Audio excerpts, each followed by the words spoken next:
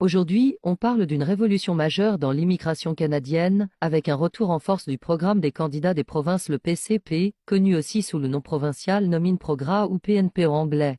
Après une période de ralentissement en 2025, les provinces canadiennes reprennent la main dans le nouveau plan des niveaux des immigrations de 2026 à 2028. Leur quota explose, ouvrant des dizaines de milliers de nouvelles voies d'accès à la résidence permanente.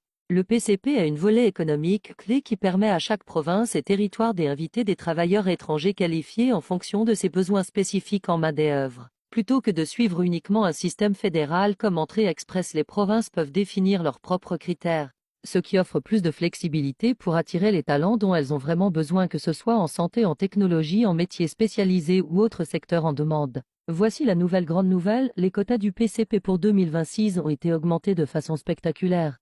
Alors qu'en 2025 les cibles étaient autour de 55 000 nominations, le plan 2026 annonce près de 91 500 places, soit une augmentation de plus de 66%. Ce changement marque un véritable tournant dans la stratégie d'immigration du Canada. Après une baisse drastique en 2025, Ottawa a décidé de remettre les provinces au centre du jeu pour répondre aux besoins régionaux.